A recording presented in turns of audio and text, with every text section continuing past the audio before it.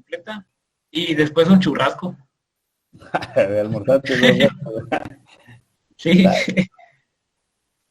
Está bien, está bien. ¿Quién más? O todos se quedaron guardaditos en su casa. Nadie salió.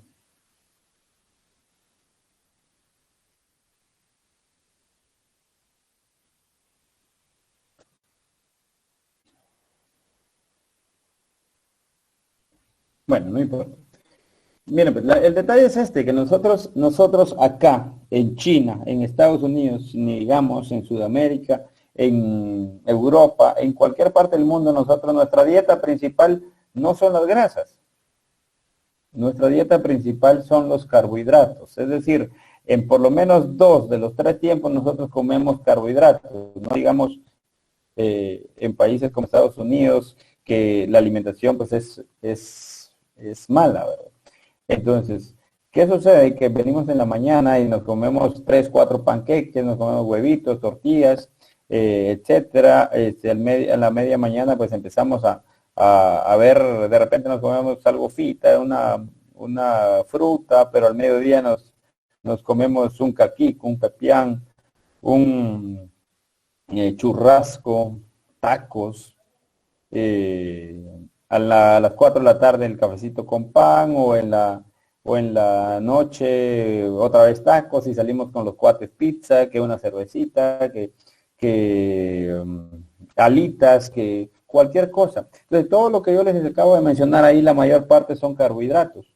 Entonces realmente lo que nos proporciona, lo que nos ocasiona la obesidad o el aumento de peso no son en realidad las grasas, aunque pues lo relacionamos siempre con las grasas. En realidad es el alto consumo o el consumo desproporcionado de carbohidratos.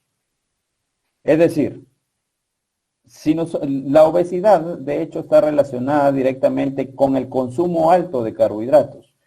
Es decir, el problema no es que lo hagamos un día o un sábado o un domingo, el problema es que sustituyamos toda la comida saludable, las verduras, la fruta, el comer de una forma suficiente. Cuando hablamos suficiente es que ya me siento satisfecho y eh, pues ahí paramos. El problema es que nosotros comemos hasta quedarnos totalmente llenos, que ya no nos cabe pero ni una gota de agua. Entonces el problema es que todos esos carbohidratos que nos acabamos de consumir van directamente a formar. ¿Qué forma? ¿Qué forma cuando nosotros comemos? ¿Cuál es el producto principal de cuando nosotros comemos, por ejemplo? A ver, dígame, Ángela.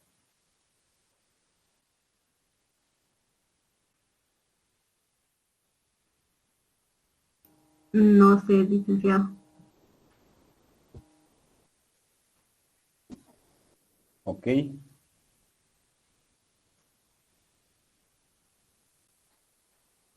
¿Quién más nos ayuda?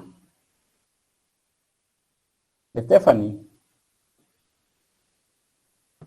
Sí, licenciado. ¿Qué sucede Pues cuando nosotros comemos?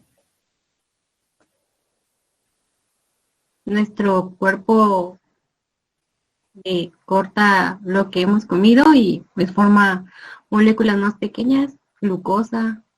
Exactamente, cataboliza, es decir, nos comemos un carbohidrato que regularmente es glucosa y vamos a generar la energía suficiente para poder realizar pues cualquier trabajo aeróbico, por ejemplo. Pero ¿qué pasa si nosotros consumimos alimentos de más? Si consumimos carbohidratos de más o cualquier tipo de alimentación de más, hay un excedente, hay un exceso.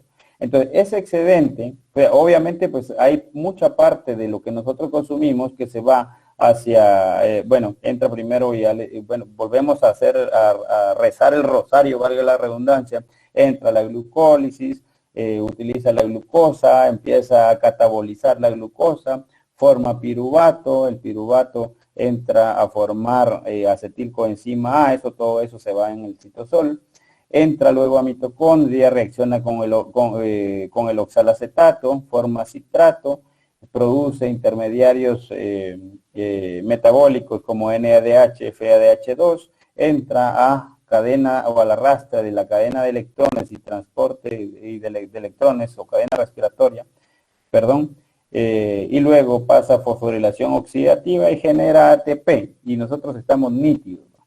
Estamos hablando, estamos cantando, estamos riendo, no estamos corriendo, estamos realizando cualquier actividad física. Pero ¿qué pasa? Nosotros consumimos mucho. ¿Qué pasa con ese excedente?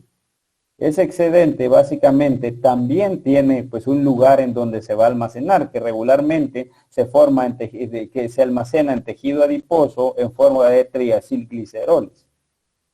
De esa manera es en donde se almacena esa cantidad de grasas excedentes, que inicialmente no eran grasas, inicialmente eran carbohidratos, pero hay un excedente en el cual esa glucosa llega hasta la formación de acetilcoenzima A, y esa acetilcoenzima A, al entrar al contacto con el oxalacetato, genera citrato, pero como es mucha cantidad de glucosa que consumimos, entonces se va lo suficiente para generar energía y todo el excedente se transporta a través de un transporte. Bueno, primero se forma citrato y a través de un transportador de citrato sale de la mitocondria hacia el citosol nuevamente para poder formar ácidos grasos, es decir, para sintetizar ácidos grasos o, en este caso, pues nuestro tema de hoy, regularmente ácidos grasos de 15 a 16 carbonos. Eso es lo que sucede realmente. Es importante porque es un sistema extramitocondrial, es decir, la única parte en la cual nosotros llegamos el único momento en el cual esa glucosa entra hacia la mitocondria es cuando entra el ciclo de Krebs, es decir, cuando la idea es formar energía. Es decir, en la biosíntesis de ácidos grasos, efectivamente entra a ciclo de Krebs, pero ese excedente posteriormente, ese excedente de glucosa que se empezó a metabolizar y que se unió al oxalacetato para producir citrato, entonces ese excedente de citrato formado tiene que salir obligatoriamente. ¿Por qué? Porque la biosíntesis de ácidos grasos no se lleva en la mitocondria, sino se lleva en el citosol. Entonces, si entra a reaccionar con el oxalacetato, entonces es porque entró a la mitocondria. Ahí, pues ese excedente no es funcional, entonces busca la salida. Bioquímicamente tiene que salir a través de un transportador de citrato hacia posteriormente el citosol y luego forma acetilcoenzima A nuevamente, y vamos a ver más adelantito cómo es parte del ciclo. De forma general eso es lo que sucede. Entra al ciclo de Krebs y después vuelve a salir. ¿Por qué? Porque lo que iba a necesitar la cadena para producir energía, pues ya se utilizó, o sea, ya pasó por todo el ciclo de Krebs y ya se fue hasta fosforilación oxidativa, pero ese excedente, pues se tiene que ir a almacenar en forma de ácidos grasos y específicamente en forma de triacilgliceroles a tejido adiposo y muchas veces también en hígado. Entonces, la idea acá es que ese excedente de citrato o ese excedente de ese sustrato que inicialmente era glucosa y que posteriormente formó una gran cantidad de citrato al unirse con el oxalacetato, llega a formar palmitato. Y ese palmitato es un ácido graso, regularmente 16 carbonos, que se ha producido a partir de la acetilcoenzima A que estaba en el citosol. Es decir, la acetilcoenzima A únicamente sirve para meter los sustratos o las reacciones bioquímicas a ciclo de Krebs y luego otra vez el citrato sale, digamos, otra vez de la mitocondria y vuelve a producir acetilcoenzima A en el citosol y posteriormente pues se va a formar palmitato, obviamente por una serie de reacciones que vamos a llevar acá y que vamos a hablar pues, en un ratito.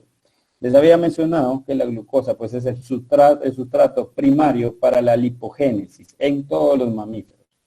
Si ustedes miran un elefante gordo y toda la cosa es porque también ha consumido excesiva cantidad de alimentos, excesiva cantidad de glucosa que también ha favorecido la lipogénesis. La lipogénesis o la formación de ácidos grasos. Esa es la idea. Permítame, solo le voy a conectar el cable a la computadora que se me está quedando sin batería. Permíteme un segundo.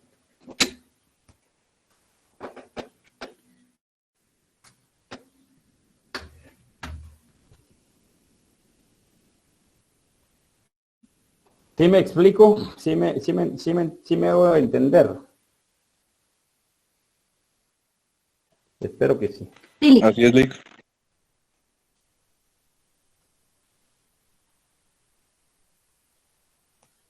Ok. Entonces, era lo que les decía. El sustrato principal es la glucosa.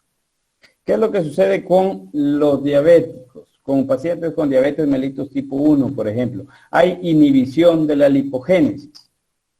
¿Quién me explica ese pequeño punto? Inhibición de la lipogénesis. ¿Por qué nos puede provocar una diabetes mellitus?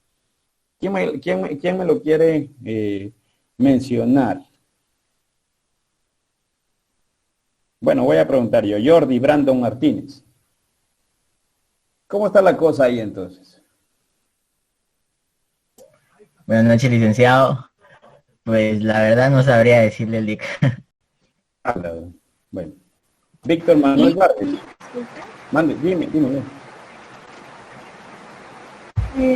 Yo creo que es porque usted decía de que la glucosa es el sustrato necesario para la glucogénesis y en el caso de los diabéticos, la glucosa es incapaz de entrar a la célula, entonces se encuentra fuera de la célula. Sí, muy bien, sí, por ahí va la cosa. Hugo Alfredo López.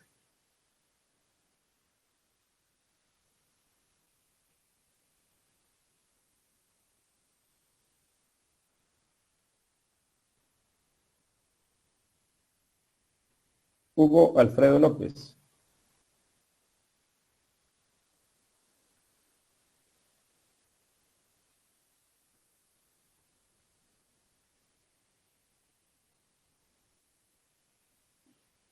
Hugo Alfredo López, ¿no está? No te escucho.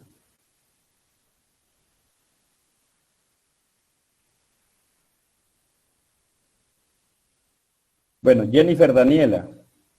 Licenciado, disculpe, el compañero está escribiendo en el chat, pero supongo que tiene malo el micrófono o algo así. Ah, bueno, no hay problema. Jennifer Daniela, entonces.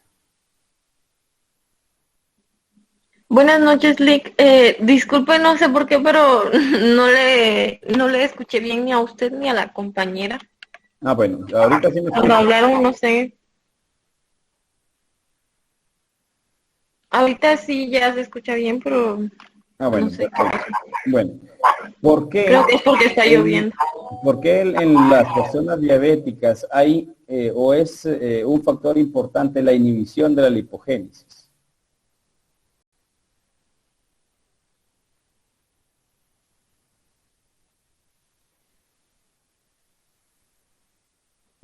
Lick, disculpe, probablemente sea por, como lo mencionaba Windy, cuando se inhibe la lipogénesis, el aumento de glucosa, como no se puede ir a almacenar a otro lugar, en este caso al tejido adiposo, va a seguir y se va a ir al torrente sanguíneo, a la sangre, y por eso va a aumentar el azúcar, y si el paciente se podría volver diabético. En este caso el libro hablaba de que iba a volverse diabético insulino dependiente, que iba a depender de insulina administrada de otra parte porque su cuerpo ya no tenía mucha. Eso pienso yo, pero no sé si está bien. Perfecto. Así mismo es.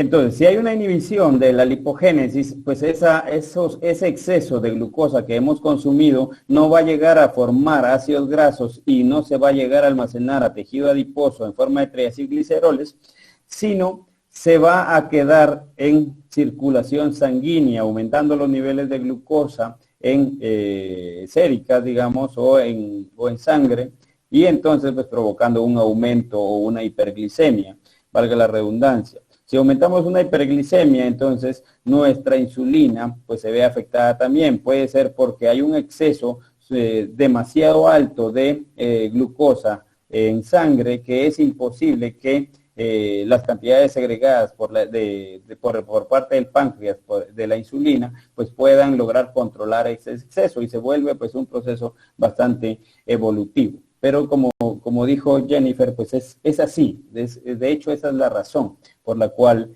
pues en pacientes diabéticos hay una inhibición muy marcada de la lipogénesis.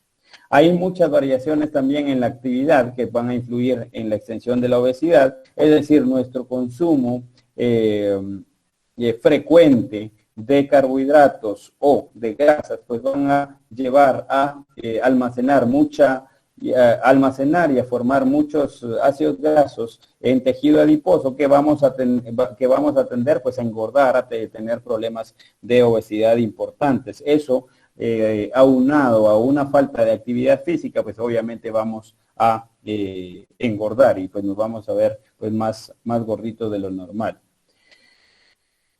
Básicamente hay ácidos grasos insaturados que forman parte importante de la membrana celular y mantienen pues la fluidez de membrana. Todos esos fosfolípidos son parte importante de la membrana celular y que vuelven a la membrana semipermeable, es decir, porque tienen fosfolípidos, tienen una parte hidrofóbica que solamente que vuelven a la membrana celular selectiva en el paso de solutos.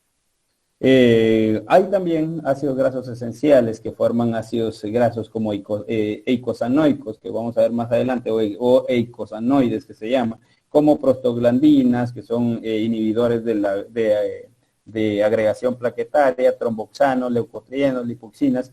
Son, los leucotrienos inhiben la reacción anafiláctica. Y para eso lo vamos a ver pues más adelantito, pero básicamente esos son los eicosanoides que vamos a pues mencionar el día de hoy y que son parte importante también de la síntesis de ácidos grasos. La principal vía para la síntesis de ácidos grasos, la síntesis de ácidos grasos es la lipogénesis. Esa es la principal vía para la formación de estos ácidos grasos. Habíamos mencionado que se lleva a cabo en el citosol. De hecho, de las pocas vías metabólicas, que se llevan a cabo en mitocondria son básicamente ciclo de Krebs, cadena respiratoria y fosforilación oxidativa. Las demás vienen teniendo una función importante en el citosol de la célula.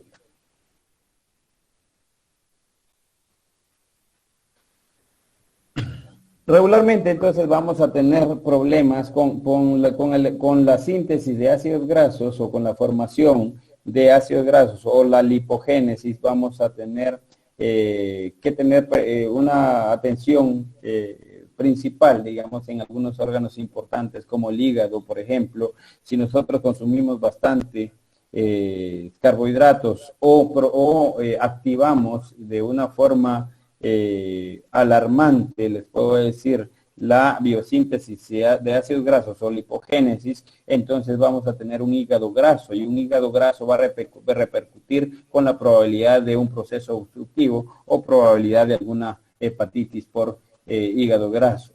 También se va a ver afectado riñón, pulmones, glándulas mamarias, tejido adiposo, etcétera. Y básicamente pues esos son los órganos que se ven alterados o dañados cuando está incrementada esta vía metabólica.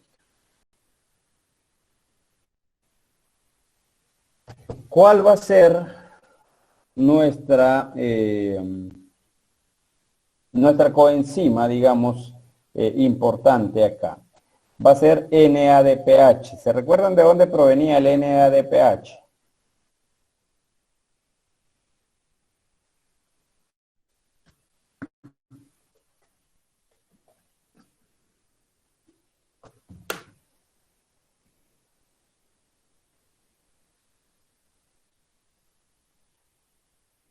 ¿De dónde venía el NADPH?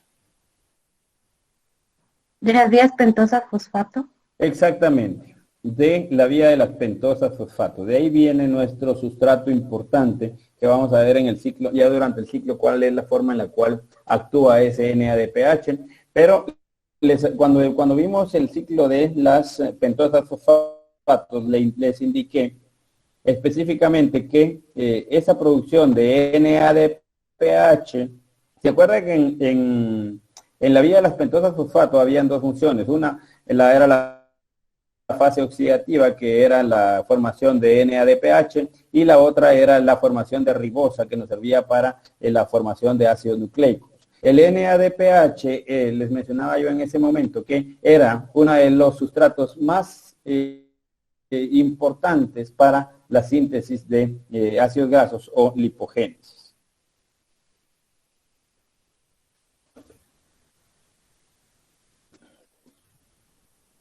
También vamos a tener en una de las fases el ABC que les había mencionado la otra vez, que era la utilización de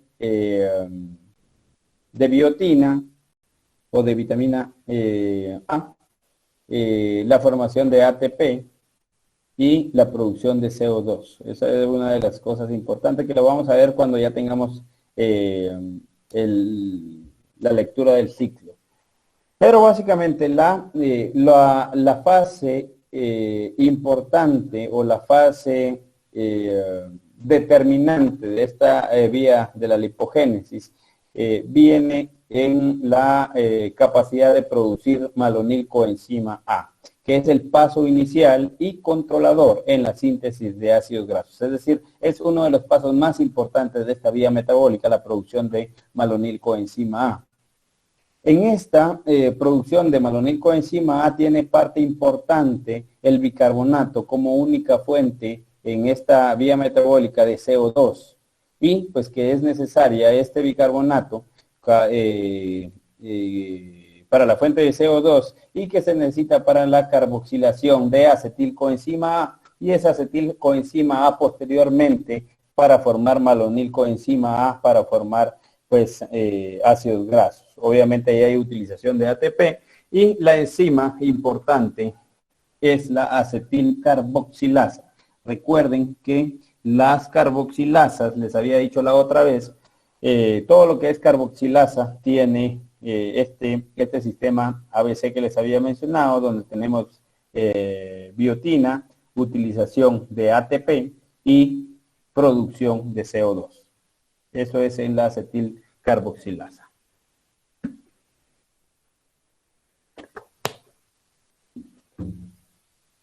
¿Cómo es que se produce la malonilcoenzima A? Pues básicamente es por transferencia de grupos carboxílicos hacia el acetilcoenzima A, lo que nos va a dar pues un malonilcoenzima A.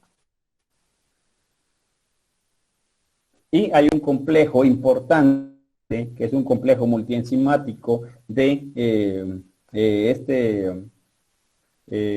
ciclo de ácidos grasos o biosíntesis de ácidos grasos o lipogénesis, que le vamos a llamar complejo de ácidos grasos sintasa, que básicamente es un complejo multienzimático de la formación de ácidos grasos sintasa a través de esta enzima. ¿Qué es la ácidos grasos sintasa? Pues es un dímero de dos monómeros idénticos, en los cuales hay 6 enzimas y una proteína transportadora de acilo, que lo vamos a abreviar como ACP, que van a estar enlazadas como la estructura primaria en la secuencia de la muestra. Tenemos acá entonces en la pantalla todo ese complejo, en donde vemos que iniciamos con el cetoacil sintasa, pasando con malonil acetil transacilasa, hidratasa, enoid reductasa, y ahí nos vamos hasta la tioesterasa. Es importante ver que en algunas de este complejo hay traslape de enzimas, es decir, que podemos utilizarlas de una manera enlazada. Y básicamente, pues el ciclo de los ácidos grasos es el que se presenta del lado derecho de su pantalla.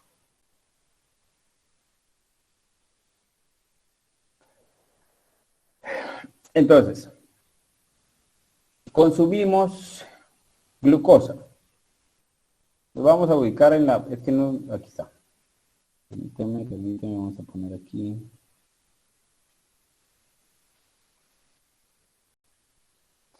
¿Ven el puntero? Sí, ¿verdad? Así es. Así es, Lick.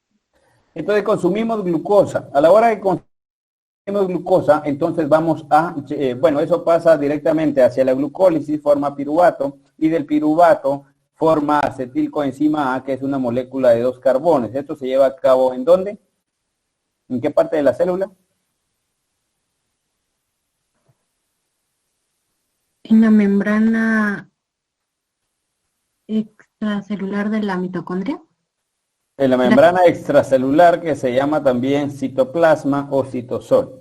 Eso es donde se lleva a cabo. Entonces tenemos la producción entonces de este acetilcoenzima A, y este acetilcoenzima A básicamente tiene o va a tener la capacidad, como les había dicho, de transformar por medio de una descarboxilación a través de una transferencia del grupo carboxilo hacia malonilcoenzima A. Eso se hace por medio de una enzima que es una enzima importante que les había mencionado, que es acetilcoenzima A carboxilasa. Ese es uno de los primeros pasos, digamos, de la biosíntesis de ácidos grasos. Entonces, luego de haber formado la malonilcoenzima A, luego esto se desprende de su grupo carboxilo y va a formar, por medio de una serie de reacciones enzimáticas, una enzima acilmalonil, que va a ser esta que está acá. Posteriormente, por medio de una 3-cetoacil sintasa, vamos a tener esta otra enzima, que básicamente va a ser una enzima 3-cetoacil, y aquí es donde tenemos nuestra, o una de nuestras fases importantes. Desde aquí vamos a empezar a sintetizar o agregarle ácidos grasos a la malonilcoenzima A. ¿Por qué? Porque aquí es donde ya se enlaza nuestra NADPH, que inicialmente venía del ciclo de las pentosas fosfato. Este ciclo de las pentosas fosfato va a generar NADPH, y este NADPH va a servir para poder continuar las cadenas, la cadena del ácido graso hasta llegar hasta 16 carbonos, bueno, desde 15 a 16 carbonos. Esto va a continuar, va a pasar pues una enzima 3-hidroxiacil, vamos a tener una hidratasa, que básicamente es la liberación de agua, es lo que provoca esta enzima, y aquí en este otro punto vamos a formar la enzima acil 2,3 insaturada, y aquí es donde vamos a utilizar nuevamente el otro NADPH que viene de las pentosas fosfato. Y entonces vamos a tener una enzima acilo que posteriormente vamos a esta enzima acilo posteriormente va a ser la encargada de transferir carbonos desde esta enzima acilo hasta otra vez la malonilcoenzima A, para que se vuelva a repetir el ciclo. Es decir, este ciclo se va a repetir 7 veces para formar un ácido graso de 14 carbonos. Llega hasta acá, y entonces, ¿qué es lo que sucede? Este NADPH va a tener, este NADPH luego va a tener que pasar esas 7 veces nuevamente desde el punto 2 hasta el punto 5 para lograr extender y alargar esa cadena de esos ácidos grasos. Entonces, la acetilcoenzima A se va a usar como preparador para, como preparador en donde va a formar carbonos de 15 a 16 carbonos en el caso del palmitato o el ácido palmítico. Se van a adicionar de todas las unidades del carbono 2 subsiguientes mediante la malonilcoenzima A, es lo que les decía. Desde la malonilcoenzima A, es decir, desde el paso 2, se van a empezar a adicionar y se van a empezar a adicionar unidades de 2 carbonos. La propionilcoenzima A va a actuar como un preparador en la síntesis de ácidos grasos de cadena larga que tienen un número impar, en el caso de los ácidos grasos de 15 carbonos, que se van a encontrar sobre todo en la grasa de la leche de los rumiantes. Pero básicamente, esto es en términos generales lo que sucede en la síntesis de ácidos grasos. Lo vamos a identificar mejor en los otros cuadritos. Tenemos acá la fuente de NADPH para la lipogénesis. Tenemos acá este cuadrito verde que es el ciclo de las pentosas fosfato. Entonces, tenemos dos formas en las cuales podemos obtener o favorecer la formación básicamente de ácidos grasos. Una a través de la dieta, que es la glucosa, a través de la glucosa, y otra es también a partir de la formación de NADPH del ciclo de las pentosas fosfato. Ambos van a llegar hasta la formación de fructosa 6-fosfato. ¿Qué es lo que va a suceder acá? Aquí tenemos la vía de la glucólisis. Todo esto se lleva a cabo en el citosol y vamos a llegar hasta la formación de esas triosas, gliceraldehído 3-fosfato y formación de piruvato. Este piruvato tiene pues tiene varias opciones. Una es ingresar hacia la mitocondria y producir acetilcoenzima A. Este acetilcoenzima A formado dentro de la mitocondria, si comimos de una forma prudente, les puedo decir, entonces esto continúa hasta el ciclo del ácido cítrico o ciclo de Krebs. Si consumimos en exceso carbohidratos, entonces este citrato debe necesariamente salir, y para salir necesitamos un transportador que nos lleve este citrato desde esta mitocondria hasta este citosol. Entonces acá, cuando ya está fuera, ya se encuentra en el citosol, entonces vuelve a regenerar oxalacetato o vuelve a generar la acetilcoenzima. Recordemos que el citrato es un azúcar de 6 carbonos que ya dentro del citrato, cuando ya ha salido dentro del citosol, cuando ya ha salido de la mitocondria, vuelve a soltar 4 carbonos, que es en el caso del oxalacetato, y 2 carbonos, que es en el caso del acetilcoenzima A. Este acetilcoenzima A ya está fuera de la mitocondria, ya está en el citosol preparándose para sintetizar ácidos grasos. Es decir, vamos a producir esta acetil o acilcoenzima A, que también se le llama, para formar malonilcoenzima A. Se recuerdan que este era el paso más importante que les había dicho en la transformación de acetilcoenzima A malonilcoenzima A por medio de acetilcoenzima A carboxilasa. ¿Qué es lo que estamos usando acá? Estamos usando ATP, estamos utilizando CO2 y estamos utilizando también biotina como cofactor.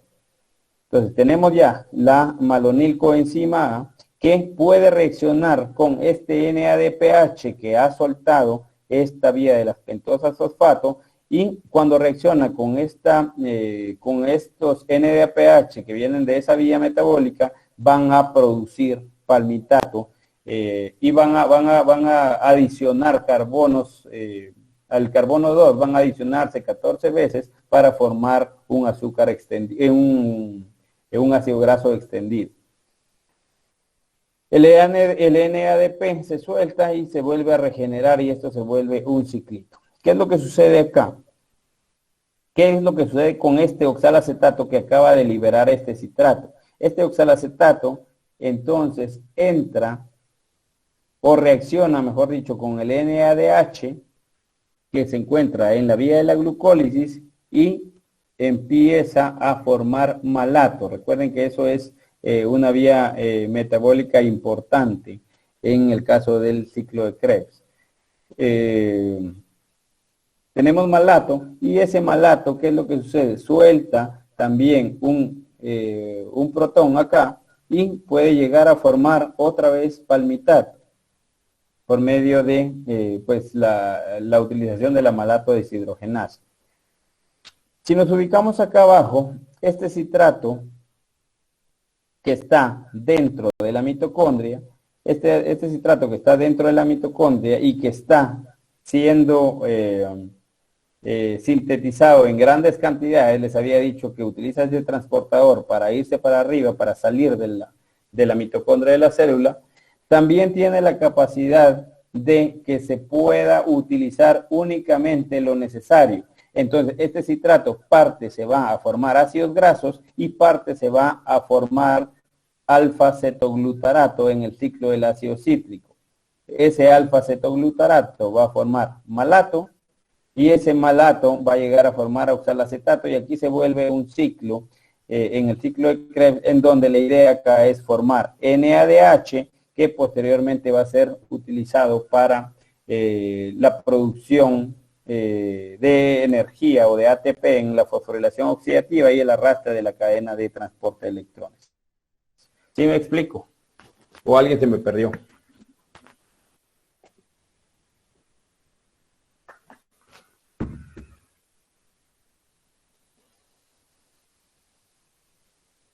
Yo me perdí un poquito, disculpe. ¿En dónde te perdiste?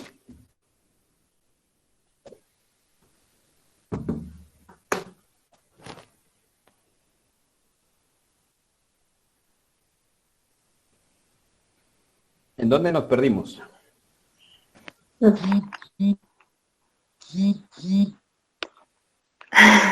perdí. Es que usted dijo algo así acerca del ATP, no sé, y ahí yo ya no lo entendí.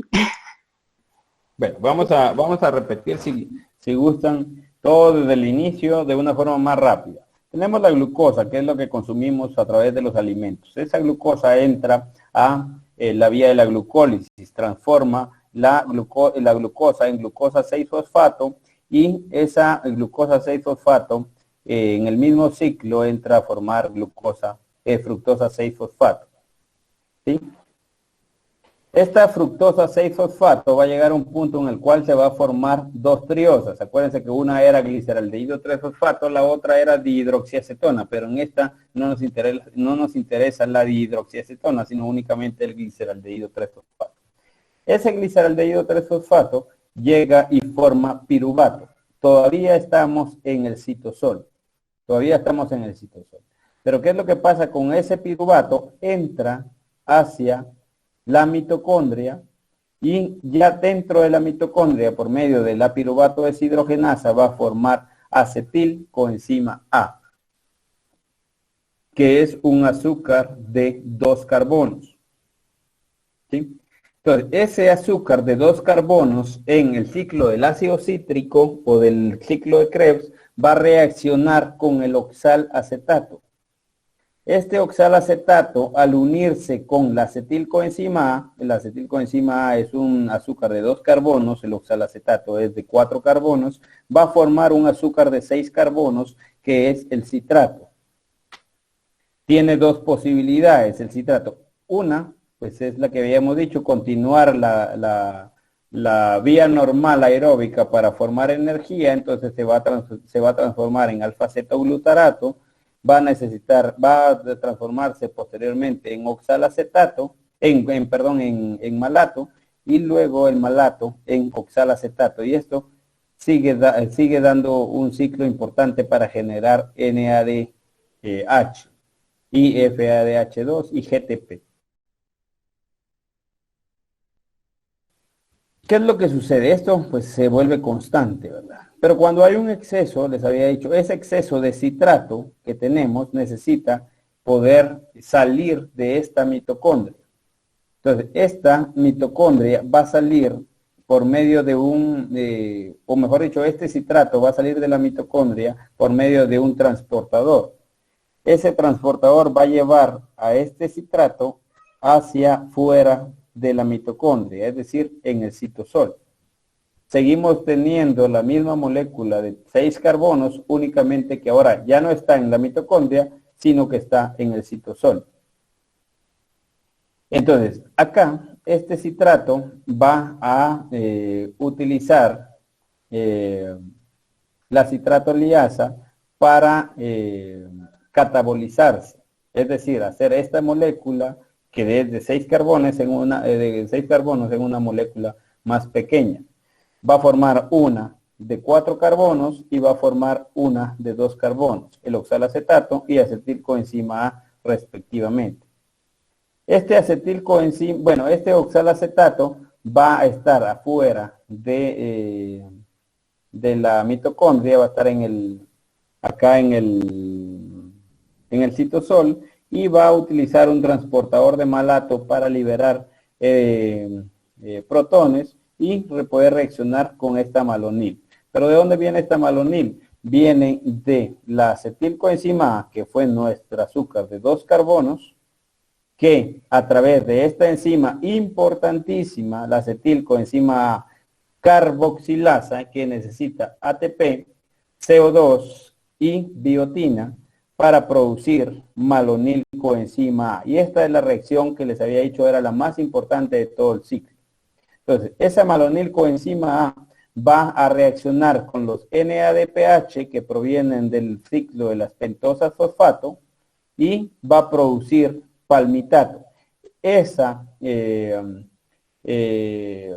esta reacción del malonilcoenzima A va a llevarse a cabo 7 veces y va a adicionar 2 carbonos cada vez que corra el ciclo. Entonces, si son 7 veces las que corre el ciclo, y por cada vez que corre se adicionan 2 carbonos, entonces vamos a tener un ácido graso de 14 carbonos más los que ya traíamos inicialmente de 15 o 16 carbonos aproximadamente.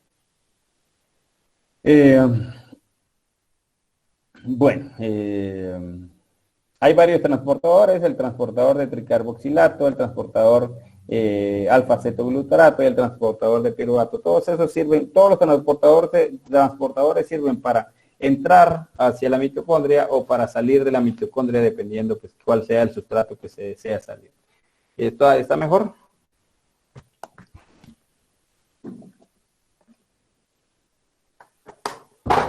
Gracias. Una pregunta, disculpe. Dime.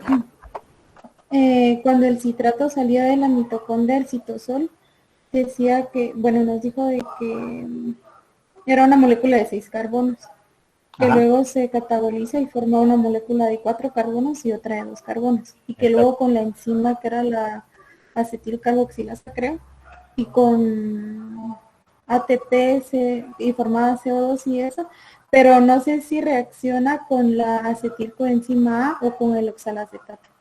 No, con la acetilcoenzima A. El oxalacetato únicamente nos va a servir para reconstituir, digamos, otra vez la glucólisis para poder generar nuevamente gliceraldehído 3-fosfato y volver a entrar a la mitocondria. El oxalacetato no nos sirve para la biosíntesis de ácidos grasos o lipogénesis. Nos sirve para que este citrato que tenemos acá, a la hora de catabolizarse, pues la molécula importante es acetilcoenzima A, que va a ser la importante para poder generar palmitato o ácidos grasos, pero hay 4 carbonos que quedan libres. ¿Y qué es lo que sucede con estos 4 carbonos? Esos 4 carbonos básicamente van a reaccionar con el NADH que se ha producido en la reacción de la gliceraldehído 3-fosfato para piruvato, eso es en la glucólisis, y va a formar malato. Y luego esto se vuelve un ciclito, un pequeño ciclo que oxalacetato se transforma en malato y luego en gliceraldehído 3-fosfato. Y ahí estamos en la glucólisis con un sustrato importante nuevamente para generar piruvato. Y si tenemos piruvato, podemos nuevamente volver a ingresar hacia la mitocondria y volver a llevar a cabo todo el proceso. ¿Sí me explico? Sí, le queda claro.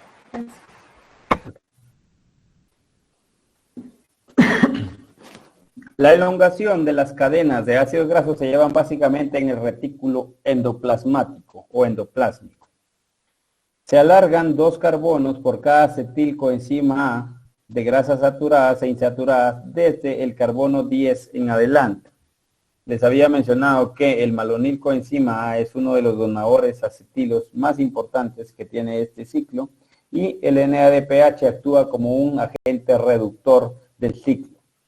Entonces, si vemos acá, tenemos la acilcoenzima A que va a formar malonilcoenzima A y esta malonilcoenzima A va a esperar que se adicionen 7 veces nuevamente los carbonos, formando pues varios sustratos importantes como la 3-cetoacil, la 3-hidroxiacil y la 2-transenoil, hasta llegar a formar acilcoenzima A o acetilcoenzima A, que también se le puede llamar. Y esto se va adicionando cada 2 carbonos hasta formar pues moléculas grandes, que son pues los sustratos básicamente, y lo que se va a llegar a formar, que son los ácidos grasos. El estado nutricional pues va a regular la lipogénesis, es decir, si nosotros comemos de una manera decente, pues nuestra lipogénesis va a formar ácidos grasos, pero pues obviamente en cantidades leves y se van a ir a tejido adiposo, que posteriormente podemos utilizar eso en forma de energía, por supuesto que sí, ya sea en la beta-oxidación de ácidos grasos, que lo vamos a ver la siguiente semana, o incluso en la gluconeogénesis, que recuerdan que la gluconeogénesis es la vía metabólica en la cual tenemos la capacidad de producir glucosa sin consumir carbohidratos. Eso regularmente se utiliza 24 horas después de haber consumido alimentos o en un estado de ayuno prolongado. El estado nutricional entonces es el principal factor regulador del índice de lipogénesis. Nosotros comemos como desquiciados y vamos a generar muchos ácidos grasos. Si nosotros comemos de una manera prudente, pues obviamente vamos a generar únicamente los ácidos grasos que posteriormente nos pueden ser útiles para poder seguir produciendo glucosa y produciendo energía, pero sin afectar nuestro sistema metabólico o nuestro metabolismo general. El índice alto en bien alimentados con carbohidratos. El consumo alto de carbohidratos va a generar la producción alta de ácidos grasos o la activación de la lipogénesis. Si se restringe la ingestión calórica, también vamos a generar pues una cantidad importante de ácidos grasos. Si aparte de eso, si no comemos carbohidratos, pero consumimos una dieta alta en grasa, de igual manera se va a utilizar o se va a llegar a formar triacilgliceroles y se va a ubicar específicamente en tejido adiposo, en hígado, en riñones, y ya vimos todos los órganos que eran importantes.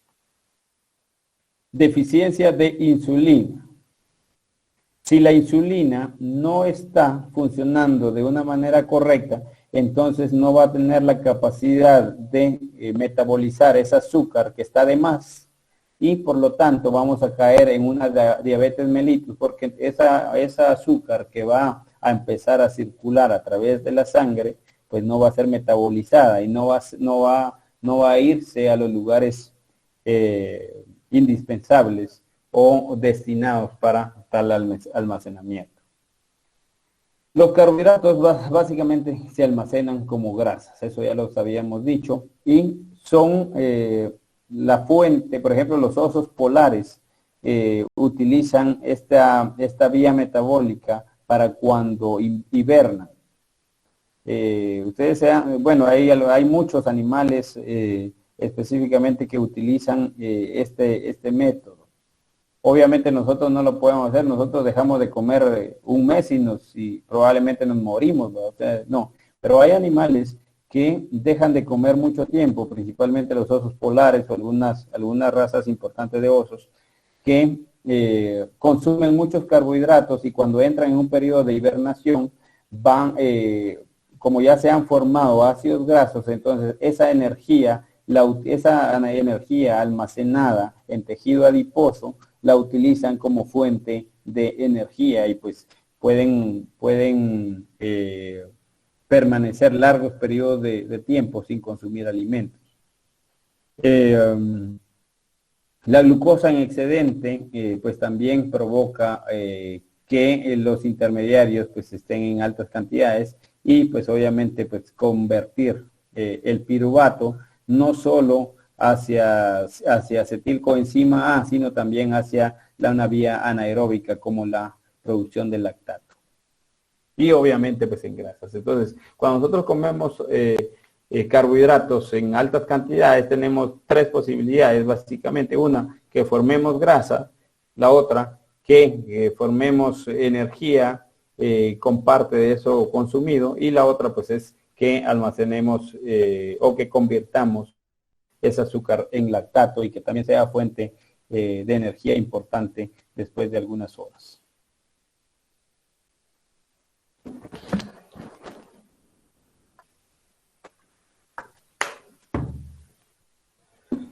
Tenemos el acetilcoenzima carboxilasa, les había dicho que es la enzima más importante de todo el ciclo, es esta, la acetilcoenzima carboxilasa.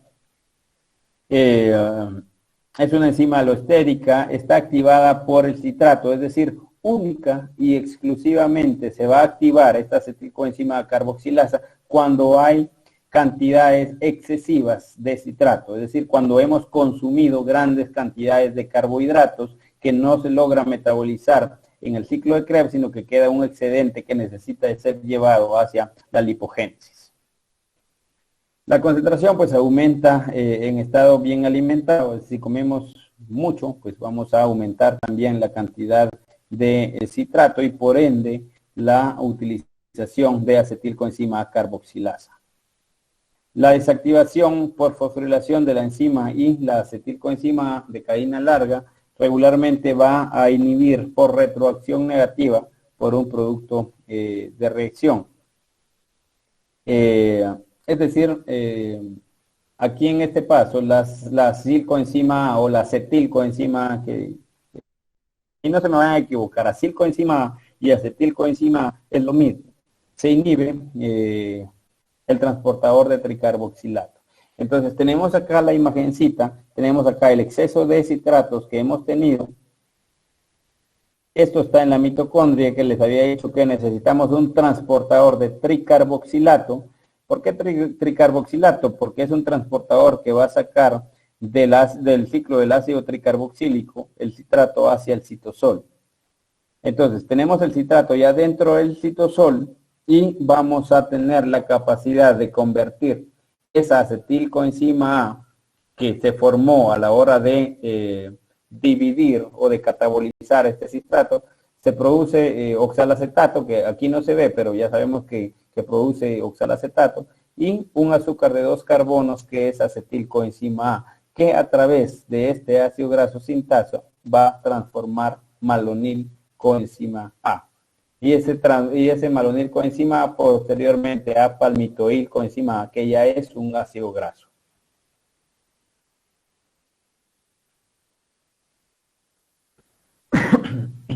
Otra de las enzimas importantes es la piruvato deshidrogenasa.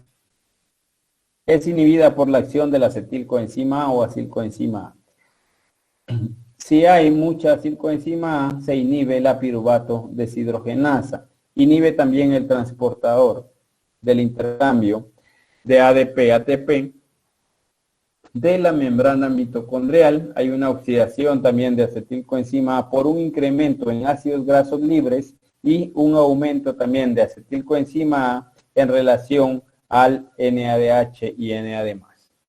Básicamente tenemos algunas diferencias. Esta parte derecha, izquierda, perdón, quizá no la vamos a comprender ahorita porque es la clase de la siguiente semana.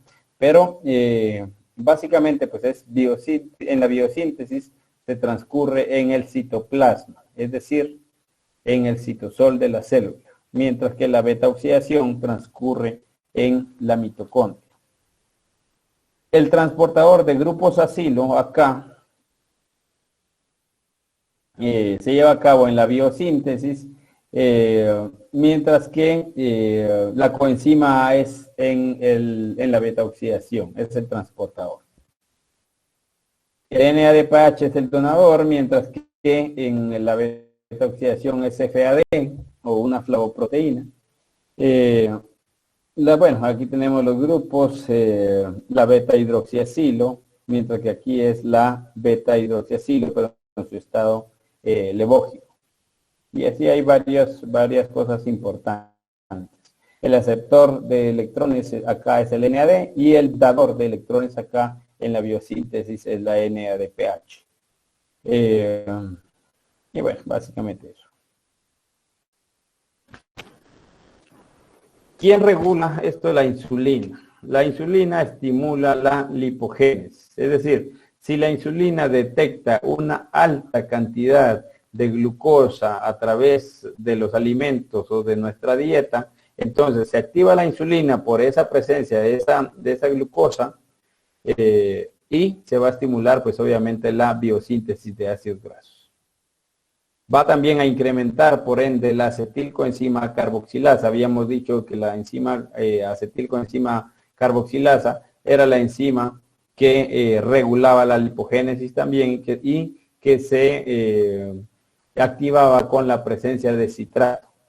Y el citrato va a estar única y exclusivamente en cantidades altas si hay un exceso de glucosa consumida y por lo tanto pues una insulina alta. Aumenta la disponibilidad del piruvato para síntesis de ácidos grasos, glicerol 3-fosfato. Recordemos que los triacilgliceroles, bueno, eso creo que lo vamos a ver después, pero los triacilgliceroles o los triglicéridos, como le llamamos, están formados por 3 cadenas de carbonos y un glicerol, o 3 ácidos grasos y un glicerol.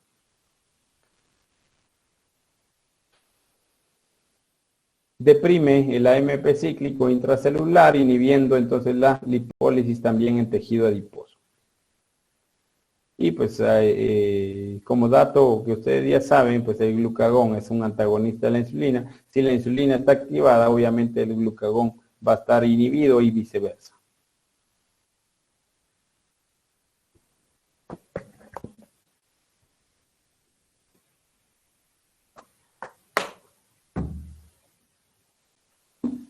Tenemos algunos ácidos grasos poliinsaturados esenciales que no sintetizan los mamíferos, como el ácido oleico, linoleico y alfa-linolénico, que son ácidos grasos esenciales en el aspecto nutricional.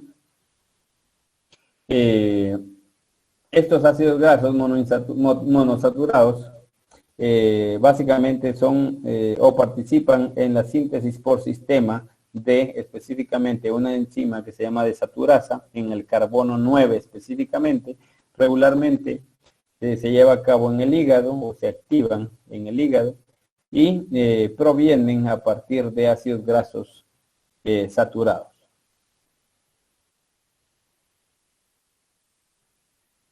Los poliinsaturados, cuando hablamos de saturados, estamos hablando que son ácidos grasos que tienen todos sus enlaces sencillos o simples.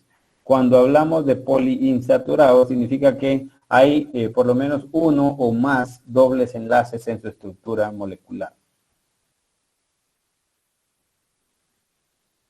En la inanición, entonces, se activa glucagón, epinefrina y hay una ausencia importante de insulina. Por el contrario, cuando comemos, pues la que se activa es la insulina y está inhibida el glucagón y epinefrina. Hay deficiencia también de ácidos grasos esenciales, principalmente en la dieta.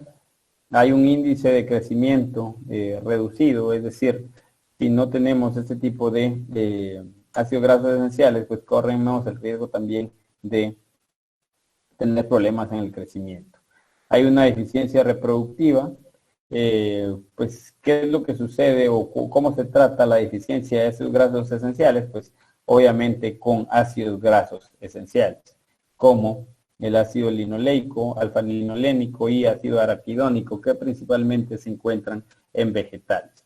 Hay deficiencias de prostaglandinas, que son inhibidores de agregación plaquetaria, el tromboxano, se me fue el tromboxano, pero la lipoxina es una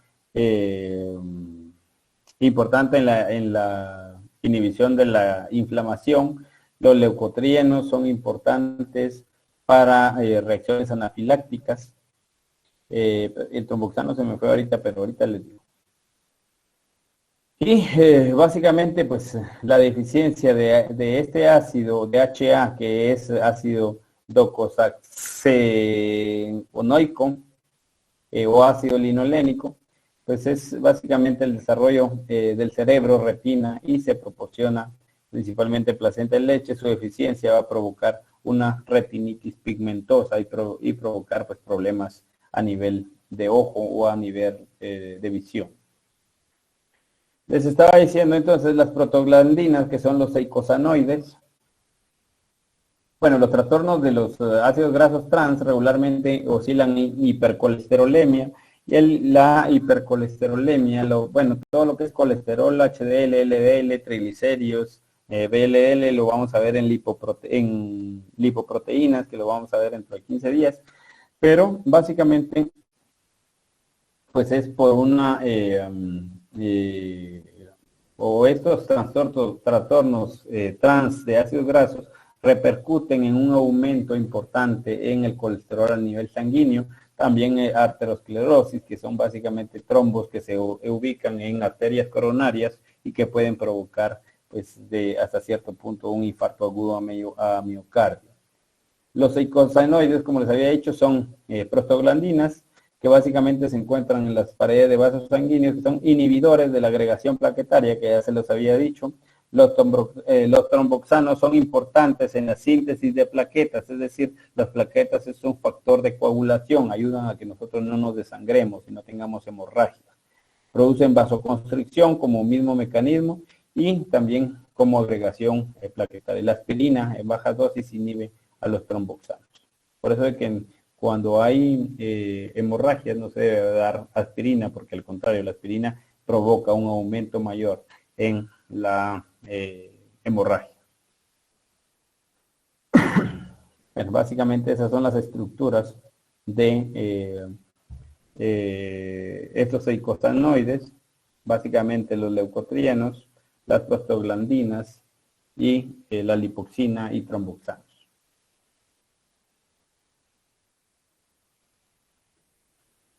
Tenemos algunos inhibidores como la aspirina, indometacina, ibuprofeno.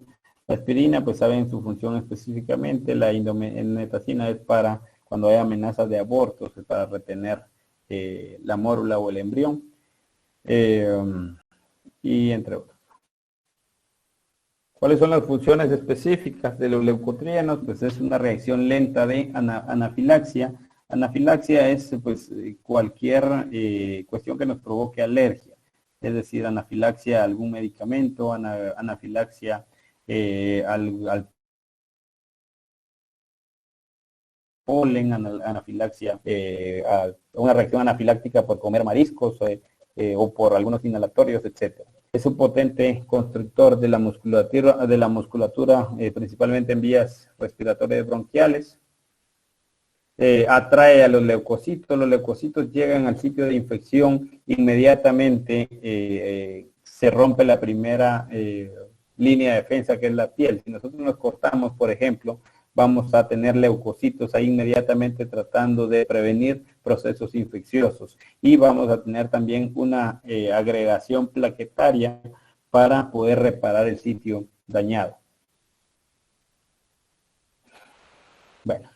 Hay unos reguladores importantes en muchas enfermedades con reacciones inflamatorias o hipersensibilidades inmediatas como el asma, y los tratamientos utilizados pues, son corticosteroides antiinflamatorios.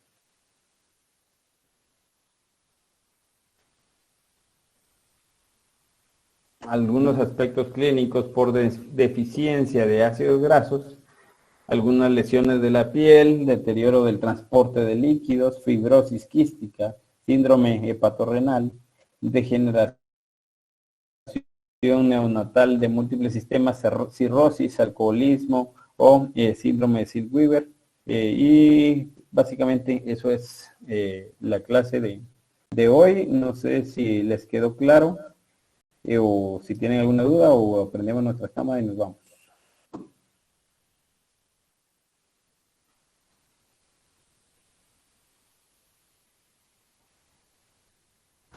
Así está bien, Vic. ¿Seguros? 100%. Lick, ¿en qué momento empieza todo este proceso? O sea, es inmediato después de que uno come cualquier...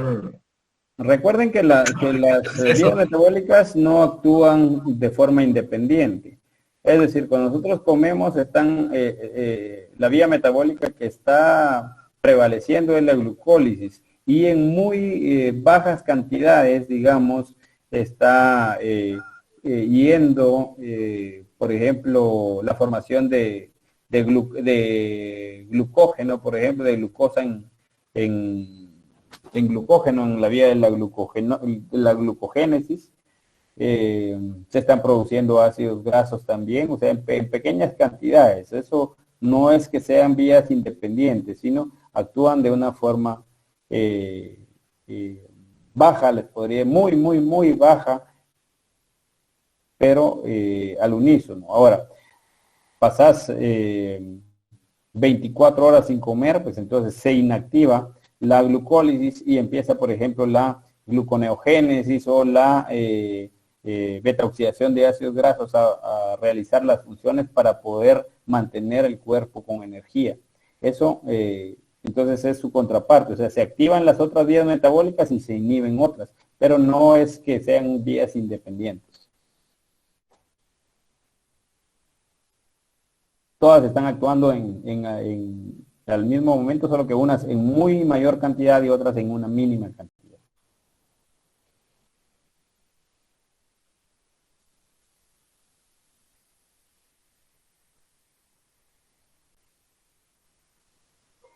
¿No más?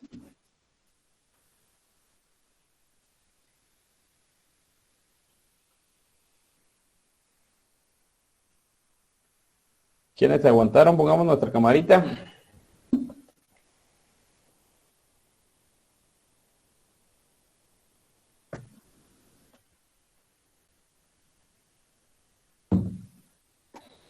Chicos, ¿les parece que sí me estoy dando a entender?